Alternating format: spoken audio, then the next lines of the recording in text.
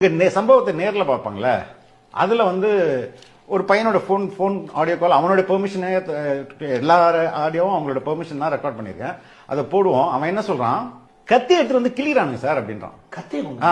கத்தி முன்னாடி நிக்கிறானே யாரோ சில பேர், என்னுடைய ஃப்ரெண்ட்ஸ் 19 பேருக்கு அதாவது பேக்ல, இந்த ஷோல்டர்ல, இந்த சைடு கையில இதெல்லாம் கிழிச்சிருக்காங்க சார். நான் என்ன போட்டோ அனுப்புறேன் சார். இதுக்கெல்லாம் ஆதாரம் இருக்கா சார்? அந்த பையன் சொல்றானே. ஓகே. ரெண்டாவது தள்ளும் போது இப்படி தள்ளுறானுங்க சார், முட்டியை வச்சு இப்படி தள்ளுறானுங்க சார் அப்படின்னு சொல்றான். இந்த ஸ்டாம்பீட் நடந்துருச்சு. அந்த பையன் சொல்றான், ஒரு லேடி வந்து கீழே கிடக்குறாங்க, அவங்க மேல ஒரு ஸ்கூட்டர் விழுந்துருச்சு, அது காப்பாத்துறான்னு நான் சொல்றேன். பக்கத்துல ஸ்கூட்டரை தூக்குடான்னு சொல்றேன். அவன் அந்த ஸ்கூட்டர் மேல ஏறி ஒரு மெரிச்சிட்டு போறான் சார் அப்படின்றான். கொடூரமா இருக்கு. ஆமாங்க.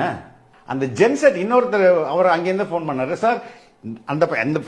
இதை எல்லா மீடியாட்டையும் சொல்றேன் சார், எந்த மீடியாவும் போடல சார் அப்படின்னு சொல்றான். என்ன சொல்றாரு? இந்த கத்தியை வச்சு கிழிச்சது. ஓகே. அந்த மேட்டர் அவன் சொல்றான். எந்த மீடியா, நிறைய எல்லா மீடியாட்டும் பேட்டி கொடுத்துட்டேன் சார், எந்த மீடியாலாம் இந்த விஷயம் வரவே இல்லை சார் அப்படின்றான்.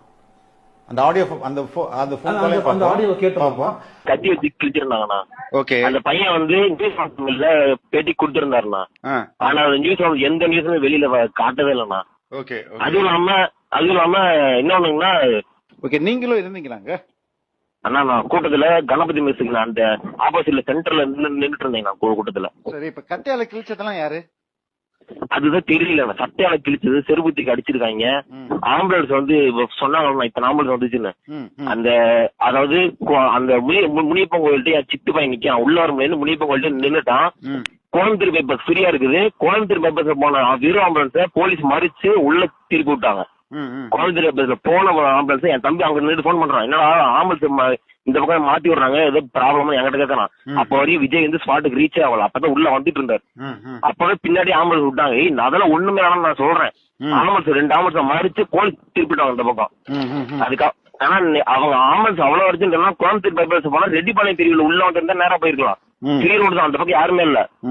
வேணும்னே கூட்டத்துக்குள்ள 2 ஆம்புலன்ஸ், அது போலீஸ்காரங்க தான் மறிச்சு திருப்பினாங்க. என் தம்பி கண்ணால பாத்துருக்கான். மூணாவதுங்கன்னா கரெக்டா யாரும் தெரியல, ஒரு அம்மா வண்டி அந்த கூட்டத்துல எல்லாம் விழுகும் போது ஒரு அம்மா மேல ஒரு வண்டி விழுந்துருச்சு. ஒரு பையனை தூக்க சொன்னதுக்கு அந்த மேல கால் வச்சு ஏறிட்டாங்க, பாட்டு கூடுறான். நான் தூக்குடா கால் வச்சு ஏறி நின்னுட்டு ஒரு அமுத்திட்டு போனான் அவன். இந்த பையன் யாருன்னு தெரியல. நான் ஆளு வந்து கவிதார பையன் நான் பாத்திருக்கேன். ஆனா பேரு என்ன எதுவுமே தெரியல. எந்த பக்கம் ஒண்ணா சரவணா மெஸ்ன்னு, அதே கணவதி மெஸ் ஆப்போசிட்ல ஒரு சரவணா மெஸ் ஒரு இது இருக்கு, பேக்கரி. ஆமா, ஸ்கூட்டி, அதாவது ஒரு அம்மா விழுந்துட்டாங்க, மேல ஸ்கூட்டி வந்துருச்சு. எல்லாரும் தூக்கு பாக்குறாங்க. அவன் அந்த ஸ்கூட்டி மேல ஏறிட்டு ஓடுறான். ஸ்கூட்டி மேல